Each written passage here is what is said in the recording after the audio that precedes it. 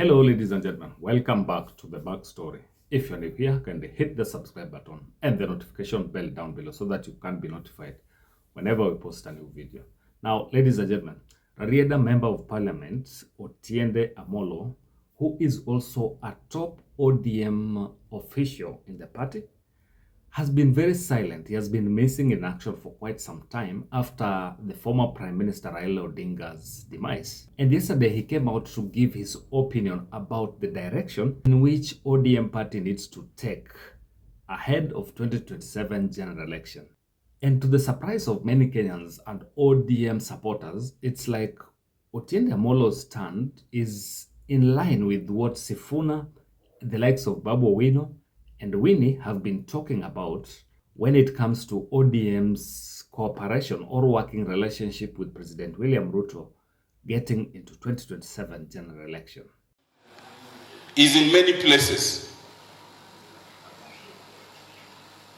Some of you have been wondering why I've not spoken lately. I've chosen not to speak because we're at a very difficult time. First, we just lost our leader, Raila Odinga, and no one anticipated it, and it came as a surprise. And after losing him, there are all sorts of things that are going on. All sorts of people are speaking. People who even Raila never spoke to are saying, Raila told me this in private. Raila told me this. The only thing that you can believe is what Raila spoke in public, not what somebody came and said he told me in my ears. And the only thing Raila said is that we will be in this government up to 2027. Beyond 2027, it is us who are still alive to determine. Hello? Nobody can come and tell us that Raila said beyond 2027, we are still with RUTO. No. We can or we cannot be. Olorego depend. Awaj kozuki kawaji. Okuche ni ya serikali ni molowa. Wanwangi cabinet secretary zadi. Okuche ni gaboro. Wanwangi principal secretaries. Mo include nyakawodo kelaka angwe. Okuche ni gapar gario. Bewunjo kakiwoyo. Tukora ngomi wan makoro doa. Pere.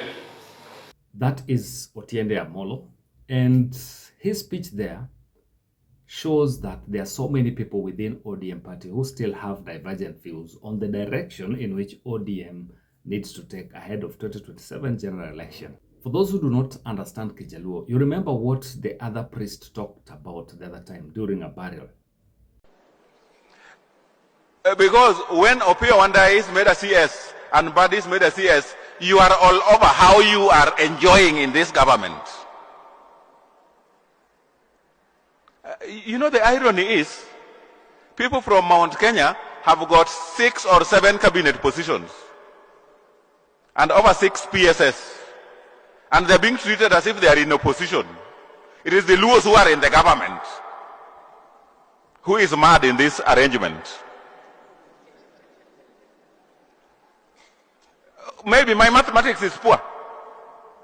Who is mad in this arrangement?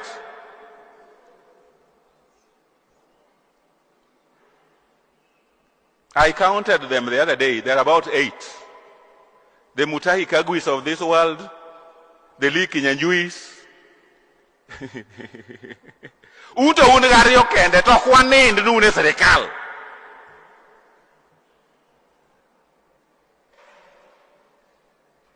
And then, what are you delivering by being there? Is there anything you are delivering? You have become a choir and a chorus. So what Otiende Amolo implies here is that ODM should get to a point in 2027 where they'll sit down as a party and discuss, look at the pros and cons of their relationship with President William RUTO, because the agreement was made on some basic principles that had to be met by President William RUTO. And it was about the 10 points agenda. So they should not continue with the relationship post 2027 if some of the issues that were highlighted are not implemented. The biggest question here is, what is the impact of Otiende Amolo's discussion here?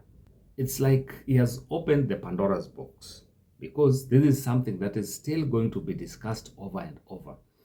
And it shows that there is a majority of ODM members who are not pro the issue of broad-based government continuing past 2027 general election.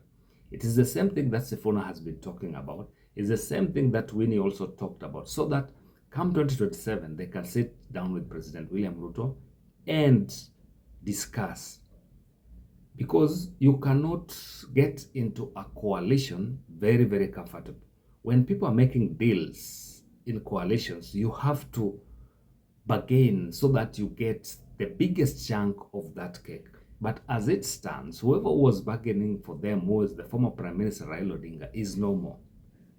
So if they get into that coalition in a comfortable way or from a weak point, then President William Ruto, who is also a schemer, will take advantage of that weakness and shortchange them.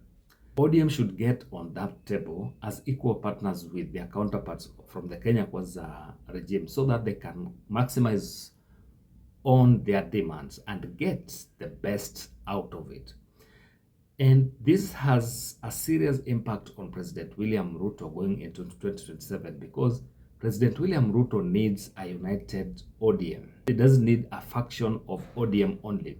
He needs a united ODM that will be able to give him full support ahead of 2027 general election, because as it stands, there are areas that gave President William Ruto over 40% in the 2022 general election that he has already lost. And if he maximizes on the ODM's nationwide support base, then it will give him an edge over his opponents in 2027 general election. So for President William Ruto, he will have to talk to ODM to at least put their house in order if they are to work together, so that they can get into power in 2027 general election. But the statement is also not to the advantage of ODM itself, because it shows that there is tension within the party. And if there is tension within the party as at now, by the time we get into 2027 general election, it means it can get into a full-blown out war within the party, and it can split the party into different factions, which is not also good for the ODM party. They need to sort out some of these things early enough, so that by the time they're getting into 2027, by the time they're getting into the next general election, then they are going there as a united front. Because for the ODM officials and those who have remained as ODM party members, they need to go into this election as a united front. If they split in any way, they are all going to be doomed. The perception that they are creating out there, that there is a split in the party, will not give confidence to their supporters. And this might ruin their chances in getting members of parliament, in getting MCAs, and even governors. So if they fail to get numbers, then their chances of bargaining, or their power of bargaining with whoever wins in the next general election, might also be affected adversely.